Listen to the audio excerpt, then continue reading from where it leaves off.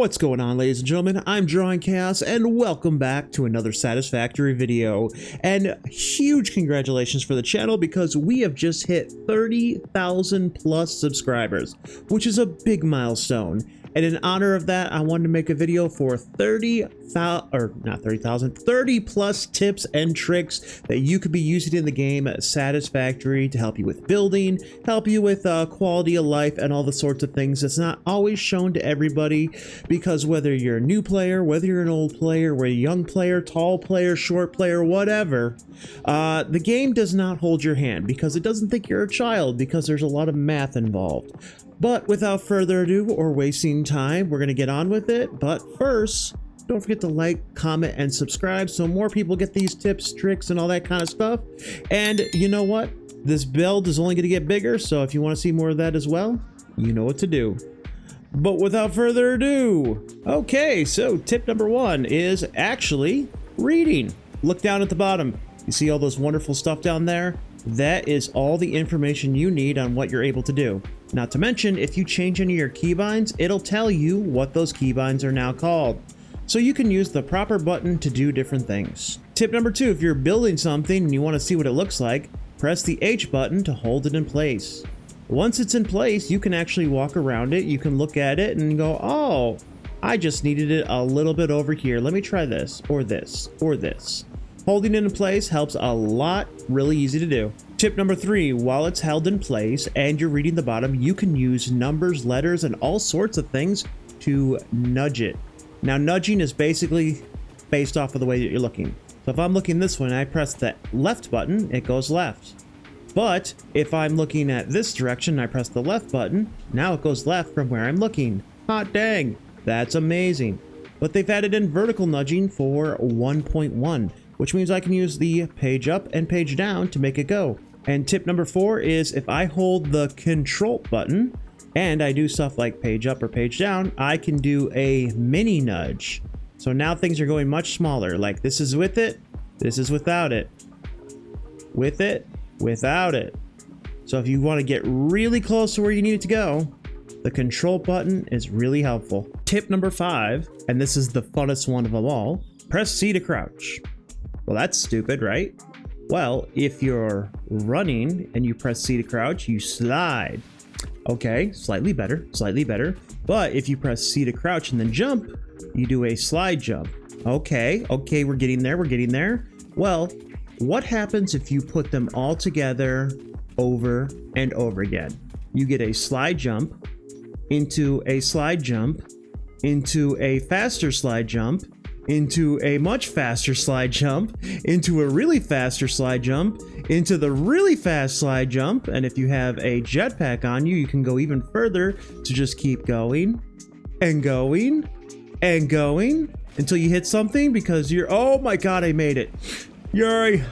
This can get you across the map in record time, and it is super fun once you get the hang of it. The only problem is once you run into something that you can't jump over, then you're kind of screwed. But for right now, I'm doing pretty good. Oh, dang it, I messed it up. Tip number six, when we're building something like a miner, you can actually aim it out, you know, all that good stuff. But if you want to build it on a foundation to where the belt actually comes out straight because you have OCD or you're, what's the word? Anal retentive or something like that. What you want to do is you want to build it on a foundation. The best way to do it is if you get up top, you can actually aim at this little crosshair right here. Aiming right at this is pretty much the exact same center, and then you can see you can get it into place. And then of course you can hold it and nudge it, so you're combining some of our tactics together. And then you can build a couple foundations. The nice thing about a miner is it fits on a couple foundations perfectly. Also, once you delete that miner and go to build another one, it'll automatically put it on top of those foundations. Which means if I get rid of said foundations, there's now a gap underneath. So if you like to have that gap underneath, hell yeah, you can go with like that. But unfortunately, it does leave a little room to make it look like pretty much horrible. But now that you saw that, you can see that if I take a conveyor belt and bring it out, Now I can put this straight out here and I have a nice straight conveyor belt on top of foundations. So if you're building a satellite factory and want it to look really OCD and everything like this is the perfect way to do it. Tip number 7, have you built something crazy and looks really cool? Well, if you go to photo mode, you can take a picture of it. Yeah, right. And even if you press tab, it gives you a lot of different options. Well, one thing you can also do is press R, and then man, you can have your character in the picture. The nice thing about this too, which is tip number 7, is you press the F button and it'll focus on what you want. Now, this is really important when you're going to the camera settings to have this aperture. The lower it is to there versus the over there, like, yeah, this is where it starts and pressing F does nothing. But if you get like maybe halfway and then press F, you can kind of get a nice blurry effect basically on anything in the background. And voila, you have a fancy picture you can take. The other nice thing about photo mode is if you press that and you press R to decouple, you can actually fly away and you can see what is in here. Oh no, I got some spiders. So if I didn't want to come in here because I'm like, maybe there's nothing important, this will actually be an easy way to go in and test it. Tip number 9, in the early game, you want to dismantle drop pods. As you can see, I can dismantle all this wonderful stuff. If I hold control, I can get multiple things dismantled at once, which is really great because look at all that wonderful stuff that I could get early on, especially in tier 0 when you need plates, rods, screws for days, wire, all that kind of stuff. You can get this very early on. Hell, 4 rotors. That's enough rotors to open this thing. All right, we got another big one. There is this huge cave over here on the west side of the map. If I open up the map, you can see it's all the way over here. And in the early game, I mean very early, I mean pretty much when you jump down, you can actually make your way over here. Now I'm using the blade runners just to make it a little bit faster, but you can do this without blade runners. I've done it. But if you get over to this lizard doggo pit, you can actually dismantle and get more stuff. But there's this little like ledge over here and you can kind of climb the ledge. And then you can go over and you can like hug the wall, yada, yada, yada. Be careful. You'll get to a point where it looks like you can't make it, but you can make it. Right here, you could probably just slide and jump. That's what I did last time. And then it makes it up here, which seems like it's almost there, but you know, we still got a little ways to go. And then I like to just jump over here and then jump over, usually slide jump. And you'll get to a second lizard doggo pit, which will give you free items, but also it'll give you a set of blade runners, which is great because you can have them at the beginning of the game. But if you're really ballsy, and tip number 11 is if you slide and jump, you can make your way over here. I would have missed if I didn't use my jetpack. And then you can slide and jump to get up here. And then you can jump up here. See this going up here? If you could take that all the way over, now you won't be able to get up here with normal means, but if at the beginning of the game you have regular ramps, you can build yourself a couple ramps. So even if I did this, I think this would be enough to make it. Aha! Basically something like that. Once you're on here and you're going over, there'll be some spiders, just ignore them. They probably can't kill you anyway, right? You're only at the beginning of the game. And if you make it all the way up here and not fall like I could have done, you can get to another area. Now this area is fun because you can just jump and jump and jump, and then there's this beautiful waterfall. And another lizard doggo pit. But even better, if I jump down and bounce around to make sure I don't die. Xenobasher! Free item early on in the game. And I'm going to leave those there for posterity's sake, because I don't need them. I already have much more destructive means.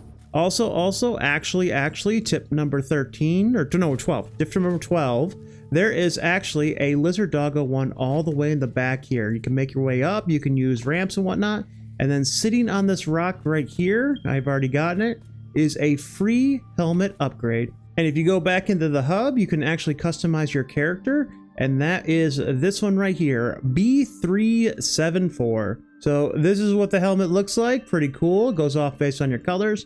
I'm gonna go back to my gold one, and then I'm gonna go back to the RGB one because I'm a gamer. All right, actually tip number 13, all right, is once you've unlocked a certain ways, you'll have the ability for the customizer, and you'll have the ability to make colors. Now, the nice thing about this is these top colors right here are linked to specific things.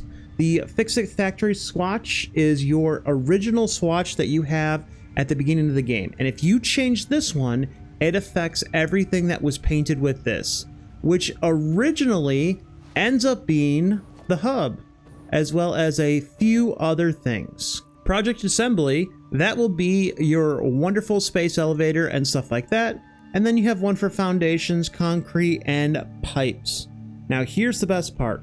You can get extra swatches, you can get custom swatches right here, but what you want to do is you want to right click and you have the ability to put anything you want to these. So if I'm building this one right here and I want everything to just be standard or vehicles, I can attach that to there.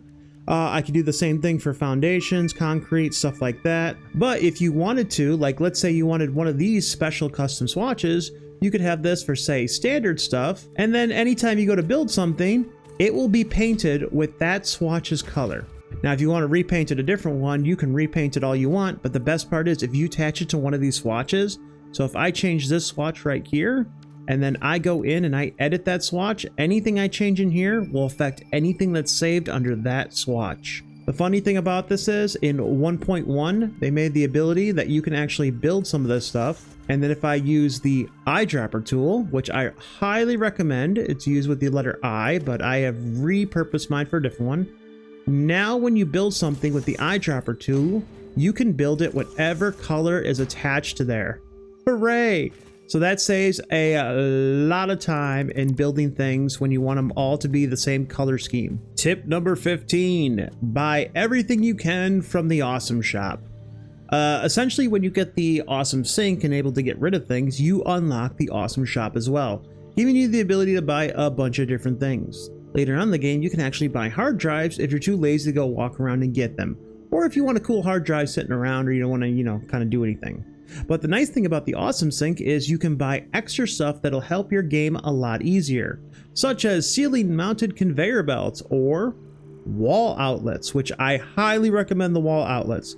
I might even make a video on what I think are the best items to unlock earliest that'll help you out. But in this as well is the customizer that gives you different paint jobs to play with. So if you like those swatches and you saw where did I get the copper, chrome, carbon steel, and caterium one, these are where they're located in. Tip number 16 is in the Awesome Shop, you have the ability to buy parts based on what you have unlocked already. So because I'm in phase 5, I have the ability to buy trigons, which aren't an early game thing.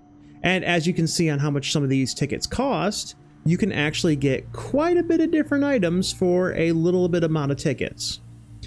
What I'm suggesting in this tip is if you're having issues building something, like instead of building a thing that's going to make you superposition oscillators, you might want to just get superposition oscillators to unlock something at the hub.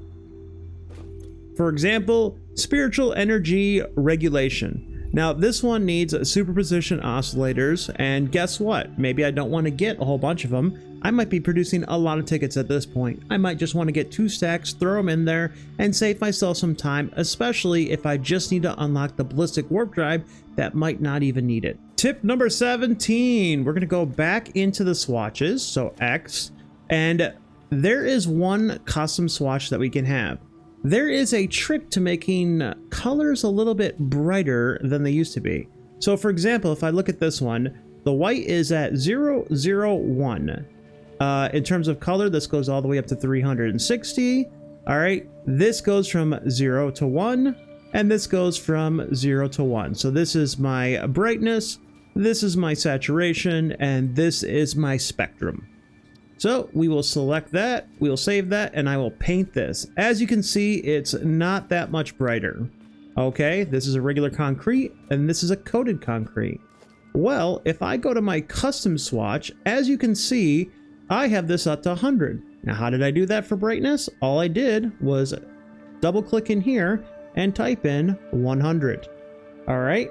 Now you can have it and type in whatever you want. I'm doing 100 to show you an example of how cool this could be. So if I choose this one, as you can see, that is so much brighter. And the coated also gives you that nice little reflective look, so it looks amazing. But now you don't have to sacrifice basically solid colors for nothing. Now, here's the interesting part. If I switch this over to color, only certain colors will actually go in here, depending on what they are. So you can play around with it and see exactly where you're at to get what color you want. For example, I can have this nice purple, select this, and then, wow, that is a deep, deep purple.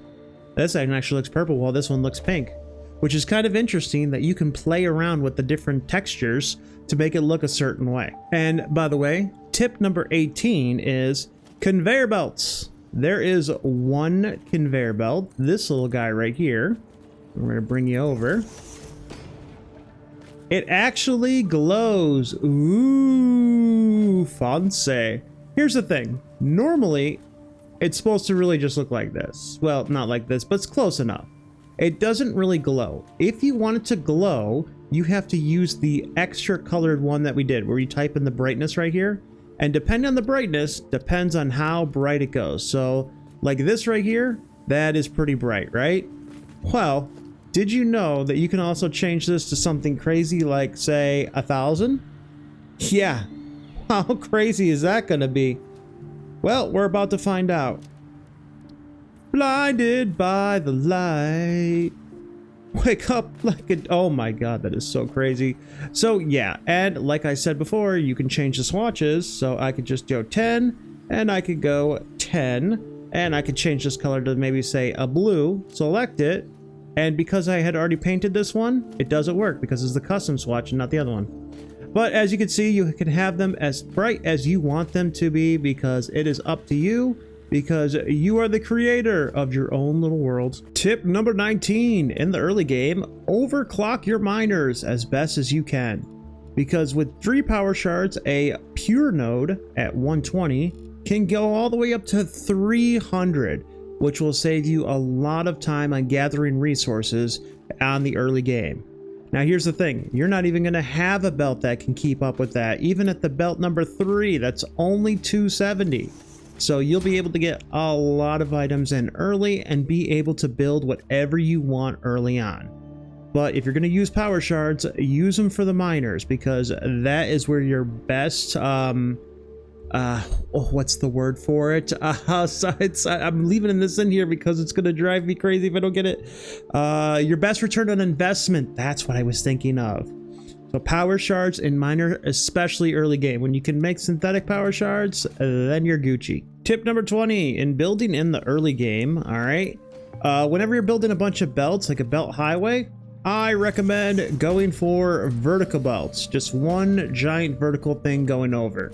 Until you can get like a bunch of stuff built across and, you know, giant built highways other places, just go vertical, because it makes it so much easier, cleaner to do. And then, you know, it's not going to matter, because tip number 21, when you're done with something like old like this and you want to update by deleting everything and rebuilding.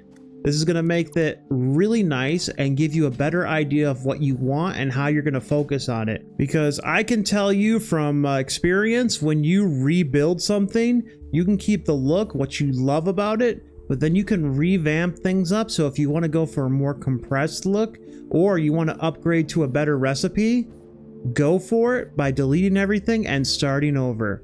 Once you get the original kind of thing down and accounted for, like the original style or how you have it feeling, all that kind of stuff, once you delete it, or even part of it, then you can actually rebuild and make things much nicer, more compact if you wanted it to, more style, and keep what you love. Not to mention, once you have it up and running the first time, it's easy to kind of understand what spacing you'll need for the second one. Tip number 22, trial and error.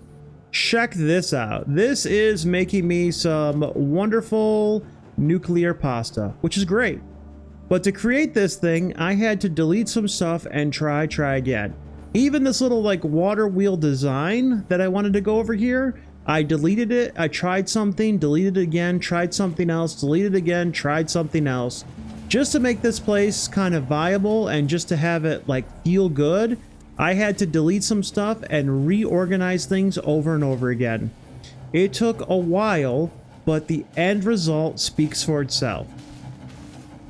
Not to mention, with all 6 of these right here, this is making me 6 nuclear pasta per minute. So you can see what some power shards and what some engineering can actually accomplish.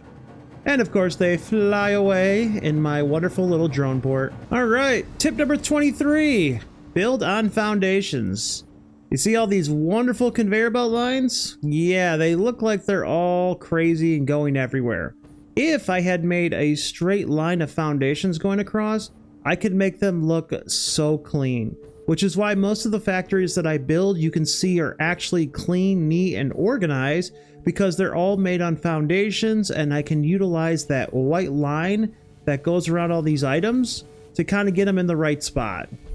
If you've ever seen any of my Let's Play series, you can tell I really take painstaking effort to make everything look as good as possible. What the hell is this? Okay. Mark 6. And that was painted gold. Wait, was that not running? Was that not run? What the hell happened? Oh well, not my problem. On to the next thing. Tip number 24, add in storage bins for all your wonderful stuff. All right, so if you're building and you don't like to build compact like I do, and you're giving yourself enough free space to go, say you have all these wonderful heavy modular frames coming in. What you should have is, at the beginning of the system, before they get split off into each one of these lovely machines, put in a storage bin to collect the items, and that way the storage bin gets nice and full when you're building earlier systems, and if anything happens and say you miss one item, it won't cut off right away. Now, because I build so compact and so much, I don't put storage bins in my builds, and that is just because I build so much. Like the whole map is a huge area. Every storage bin filled with items is it's more computing power problems and whatnot, which causes issues. So I try to go away from that, and I try to make sure every one of my builds runs as efficiently until I go to the next one.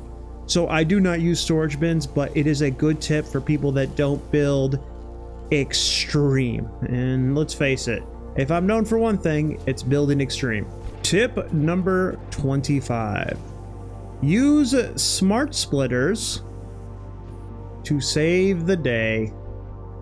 All right, let me put in this lovely hover pack.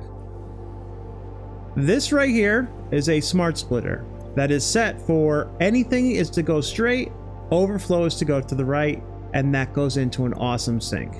And the reason I have this is so that the aluminum as well as the concrete is always flowing. Now, why do I care that these two are always flowing? Well, because one or the other has to always be flowing. This wonderful system has a certain thing where it takes away a byproduct of water, converts it into concrete, which I need for other things, but if the concrete or the aluminum back up, the other one is not produced. So what I need is I need them all to be going all the time. So until I have the entire build completely made, I need this to be in a smart splitter into an awesome sink.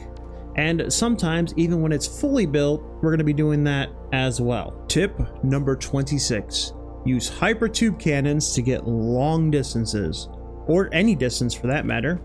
Hypertube cannons, and if you don't know how to make a hypertube cannon, feel free to Google or go on YouTube and search how to make a hypertube cannon, or you can even get somebody's blueprint and kind of just build wherever you want. But once you get a hypertube cannon, you can change how far they shoot depending on how long of a barrel you make for them. So the more hypertubes that you add, the longer it goes and the more distance you can cover. So you can make one for short, medium, long, or whatever. the nice thing is, if you have this tied in with your jetpack, now I have mine hooked up to the best fuel in the game because I'm in the end game. Bam! Look how far I can go. Using that with the jetpack in short bursts, I can actually go even further. So just that one shot with I think like 10, 11, or 12 things or whatnot, I can probably make my way over to the end part of the map. So all the way into the Dune Desert, all the way over there, I think I can make it. Because as you can see right here, bam, I made it to the other side of the map with one hypertube. Now granted, I did have some good fuel to get me all the way over there, but as you can see, that made the distance over here so much easier. And just to prove it, we're gonna run with Blade Runners all the way back. I'm kidding, we are not doing that, don't worry. I wouldn't even speed that up, that'd be horrendous. Tip number 27, power is the most important factory you will ever build. So build it big and build it right. When building power, you want to make sure that you have a ton of production. All right, you're not going to worry too much about your max cons and your consumption on where the lines are, or even your power boost or anything like that. Your most important thing is your capacity, the top thing, your production, your capacity, where you're at, because you want that to be as high as possible, because you don't want to get close to your power consumption, because you got to remember, you're not just going to be building a factory, you're going to be building a factory and then another power plant to get to the next factory. So you want to make plenty of power, maybe even overdo it, especially because there's some of the funnest and coolest looking factories you can make in this game. All right, for this one, I'm going to have to use a mod so I can fly. And I actually want to fly fast. So, trains. Yes, trains are for medium to long distance. So if I'm looking at the map, if I go from here to here, that's a great thing for a train. Hell no on trucks. Trucks would be for smaller distance. So let's say I was over here and I wanted to get a bunch of these different things that are right here. This would be perfect for trucks if I wanted to switch this to trucks and have no belts in the area. But then there is one other thing. For long to massive distance, you want drones. But drones should be anything that either has a huge stack size, like concrete, silica, stuff like that, or is made in small numbers. So this makes 6 per minute, okay? So this makes 6 per minute out of the particle accelerator, because each one of these makes 1 per minute as I have them up to 200%. Which means that if this is bringing this way over there, it's just a small amount. I can tell you from personal experience, trying to get drones to get like 600 per minute of something that has a 100 stack size is pretty for medium to close range, but trying to get like a 1200 line out of any one of these, oh, you're totally screwed. Just trying to make sure that the throughput of something like this, the Smiter Mark III at 1200, I divided these into 4 just to go over there, okay? So from where I'm at to over here, I divided into 4, so it's only 300 per minute per drone just to be safe. That is the kind of stuff that you want to look into when building drones, trains, or trucks. Tip number 29. Trying to get all of these lovely pipes to go very long distance usually ends up with huge problems of trying to get the rates correctly. Now, instead of like messing with those and having to deal with that BS, you can do another option. And the other option is grabbing yourself a packager. See, the nice thing about a packager is you could package and unpackage stuff all the time. So let's say, for example, I have this and I want to package oil, up this to the max, which is 75. And then, of course, the nice thing is each unpackager can unpackage as fast as the other one. Oh, even more so you can have less. Who knew? But imagine, so for every one of these, I have 2 of those, which 75 plus 75 is 150. so that's 2. All right, times 2 again, so that's 4. Times 2 again, that's 8. So 8 per 600 line, right? Right. Okay, so you'll have 8 of these, and you'll have 4 of those. And yeah, it'll take up a lot of power, and it'll do a lot of things, but it'll also run a lot smoother, and you can have it back up.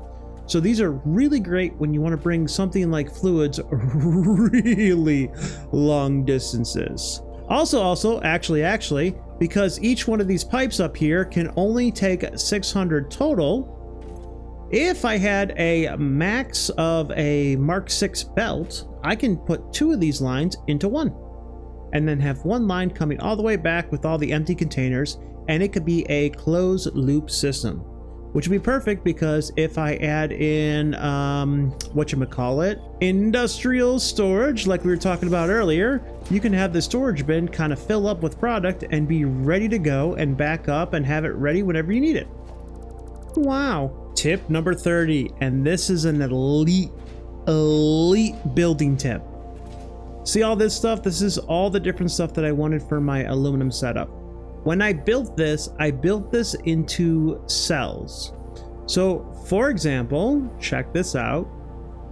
So this one comes up here, makes the thing, comes up here, makes that thing, and gets me Oh wait, sorry, I'm thinking of this the wrong way. It comes up here to make the aluminum solution to go down here, combined with a second item to make me aluminum scrap. The excess water goes into here to make me concrete, and these 3 items are all hooked up together. Then the one belt of aluminum scrap goes into here and gets divided into these 4, or one quadrant. Then another quadrant, another quadrant, another quadrant, and you have one cell. Now I repeated that cell 3 times total, and I have a nice pattern of lovely aluminum scrap being made into aluminum ingots as well as concrete, and that is perfect. Now, the reason I'm saying this is because if there is an issue, you only have to worry about 1/3 of it at a time. So it's really easy to figure out exactly where the issue could be instead of having to look at the entire system. For example, check this out. This is another way to visually represent it. This particle accelerator right here is making me diamonds. That is being made out of crude oil, which is an alternate recipe. Then that is actually going down, all around, and into these converters down here, which is making me time crystals. Now here's the thing, if I had it all hooked up together and I had all this wonderful stuff, I could probably fit, let's see, because how many are these diamonds are making? 100 per unit, and we have 1, 2, 3, 4, 5, 6. So I could have this on a 600 line all the way down there. But then I wouldn't know where my issue is relying on. So what I have to do is I basically have to have each one separated into their own little segment, so then I can check one segment at a time to make sure each one is running properly. That is also what I did over here with my wonderful nuclear pasta, just to figure out that I was having an issue with one of the copper things that was making copper powder. Because unfortunately, it's hard to tell after the fact. So by having these hooked up into cells, I can see where the issues are and see which ones are running and which ones aren't, and then I can figure it from there without having to worry about overflow or problems like that, or one system affecting another system. Tip number 31, plan ahead. Now, however you want to use your planning software, I like to use Satisfactory Modeler. It is an app that you can get free on Steam. You can just download it, you can right click, you can tell it what you want, and then you can build out your entire factory on a nice little, like, digital piece of paper and figure out exactly how much you need of everything. The ratios are automatically put in there and whatnot, and then you know exactly what inputs to do and exactly what outputs you're going to be receiving. The further along you get and the more complicated a part gets, the more important it is to be able to plan out something like this well ahead of time. Now, tip number 32, this one's a little bit controversial, But if you're having issues building a factory, trying to make everything look right, and you're like, I don't know exactly where to start, then start from the end. So when I built this right down here, this is what was making all the stuff that I needed for my, for my singularity cells, so I can use teleportation. This is how I built this. I started with this and then figured out the 4 things I need for that. And then I worked my way backwards and produced everything I needed to have it nice, organized, and compact in this nice little system over here. So yeah, if you don't know how to combine everything together, work your way backwards, one piece at a time, especially if you don't have the planning numbers already done to where you know what you need at the beginning. You can start at the end and work your way that way.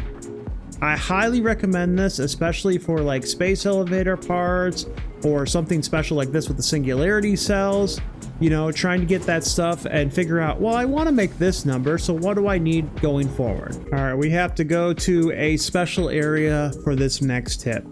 Tip number 33. If you love playing this game, if you love all the stuff you can do, then I highly recommend decoration. Going freaking crazy with it, trying to figure out new and unique ways of designing everything. In this build alone, I put together a lot of the tips and tricks I've told you guys thus far. I gave myself some plenty of space when I was building. I designed some cool looking areas, basically started from the end, added in decoration as I went, and just went nuts with it. This took me multiple months to come up with. Now, if I had designed this in just a numbers aspect, where I was trying to get everything kind of like working, I could have had this done in about like 7 days. I could have had the same result in a week, but it wouldn't look close to how cool and amazing everything looks in here. And like another one of those tips was like building in cells. I can tell you what's wrong with this place in what area based off of this nuclear waste and where it gets bottlenecked. And I'll tell you one thing, it doesn't always get bottlenecked in the whole entire system. It sometimes just gets bottlenecked in one area, thus knowing where to fix the problem. But yeah, if you want to extend your playtime, you want to have real fun with the game, this is what I highly recommend. This is what my channel brings to the Satisfactory community. This is what we do. We come up with some cool, interesting, amazing looking builds, and we showcase exactly how we got to where we got. Now, sure, there's some more things I could be putting in here, but you know, like that's beside the point. That's beside the point. This was a marvel unto itself, building something crazy like this. It's also a one-of-a-kind build, having some insane textures, like everything about this is nuts. All right, and I wish everybody got the chance to go around and see it, but this right here, this is what happens when I put all the tips into play, and this is what you can do as well. So if you're having fun with the game like I am, go for it, go big, go crazy, have a blast, but you know, decorate to your heart's content and see some amazingness you're able to create. Tip number 34, the final tip. The most important tip that I can give you all, every single person, whatever you do, however much you are tempted to do it, don't build too big. Have fun with smaller builds. I go crazy, okay? That's just who I am. You do not need this to beat the game. This is 1 terawatt of power that I'm making in this build. That is a tower that makes everything in the game, and that's my end game base that is going to be producing 10 each of the final product, which is insane in itself. All right, but this is overboard. This is crazy. You do not need this to beat the game. You do not need this to enjoy the game. You can go much smaller. You can build smaller builds, more intimate builds and stuff like that. This is what happens when you're relatively insane. But this is fun for me. So obviously I go crazy with it, and I've been playing this one save for 900 hours. All right, I've been playing this one save since Satisfactory 1.0 came out, which was only a year ago. Not to be confused from early access, which came out like 5 years ago, which I've been playing since then too. But when it comes to big builds, don't do it. Don't suffer. Enjoy the game, have fun, and when you've played the heck out of it, then go for something big. Because then if you give up by then, it doesn't matter. It doesn't matter. All right, let's go back to the hub so we can have our nice little goodbye outro.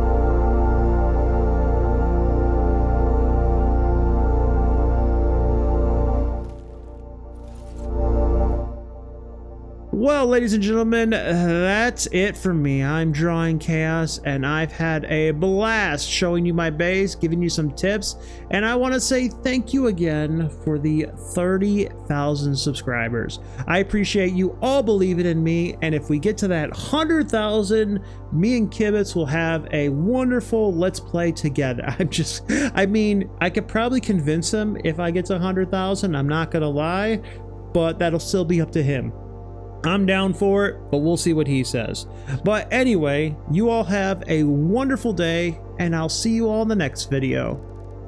Bye. Love you all. Peace.